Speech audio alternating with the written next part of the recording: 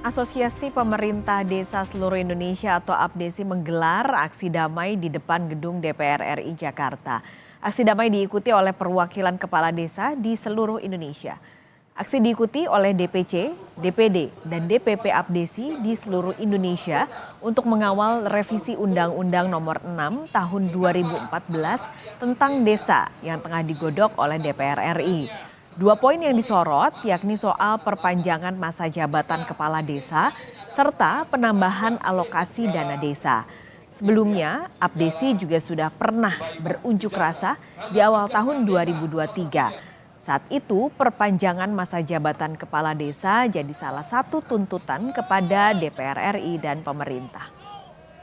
Semuanya berdiri, mari kita bersama-sama. Demo APDESI masih berlangsung di depan gedung DPR. Perkembangan terbarunya kita akan tanyakan pada jurnalis Kompas TV, Cindy Permadi di depan atau di wilayah kompleks DPR RI Jakarta. Cindy, perwakilan kepala desa dan juga perangkat desa dari seluruh wilayah Indonesia hari ini berkumpul di depan DPR. Apa saja aspirasi yang mereka sampaikan dan apakah sudah ada perwakilan DPR yang menerima pihak APDESI? Ya pas sekali selamat siang, kalau dari rilis sebenarnya poinnya cukup banyak, ada 13 tuntutan. Tapi kalau secara umum yang mereka lakukan pada hari ini adalah untuk mengawal revisi Undang-Undang Nomor 6 Tahun 2014 tentang desa. Nah, meskipun kemarin dalam panja perumusan RUU Desa sudah disepakati 19 poin perubahan, tapi setelah ini memang masih ada proses lanjutan. Misalnya dalam rapat paripurna nantinya revisi Undang-Undang Desa ini akan dimintakan persetujuan terlebih dahulu agar bisa menjadi RUU usul inisiatif DPR. Kemudian dalam pembahasannya juga masih perlu menunggu respons dari pemerintah dalam bentuk surat presiden yang berisi bahwa pemerintah akan melakukan pembahasan bersama DPR. Ini yang akan dikawal oleh APDESI. Kemudian dari 13 poin tadi ada 2 poin yang disoroti. Memang yang pertama adalah soal perpanjangan masa jabatan kepala desa.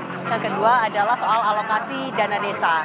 Nah tadi sudah disebutkan bahwa pada awal tahun 2023 mereka sudah meminta soal perpanjangan masa jabatan kepala desa dari 6 tahun jadi 9 tahun. Karena alasannya adalah 6 tahun tidak cukup untuk melakukan perubahan. Karena kalau untuk di desa konflik politik sosialnya ini lebih tinggi. Sehingga butuh waktu lebih dari 6 tahun agar bisa pertama menyelesaikan konflik sosial politik itu, kemudian melanjutkan programnya sebagai kepala desa. Nah kemudian kalau dalam usul di panja kemarin memang sudah disepakati ada perpanjangan masa jabatan dari 6 tahun jadi 9 tahun maksimal 2 periode, baik itu berurutan maupun tidak berurutan.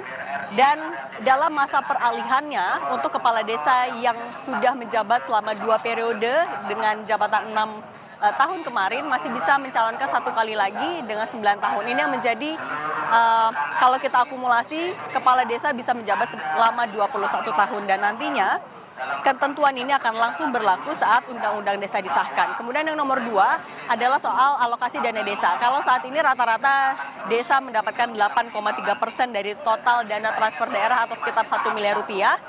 Yang disepakati kemarin adalah peningkatan jadi 20%. Tapi kalau APDESI masih meminta agar dana desa dialokasikan 10% dari APBN. Ini yang masih disuarakan oleh APDESI termasuk juga dalam aksi damai pada hari ini. Kita dengarkan dulu Paskalis dan juga saudara pernyataan dari Ketua DPP APDESI Surtawijaya berikut ini. Yang kita perjuangkan ini bisa terlaksana. Nah, saudara-saudaraku, ini ada saudara kita. Yang pertama, dana desa kita berharap 10% harga mati dari APBN, bukan dari transfer ke pemerintah daerah. Itu satu. Yang kedua, kita berharap bahwa dana desa benar-benar adalah dilakukan oleh Musdus dan Musdes, musyawarah desa.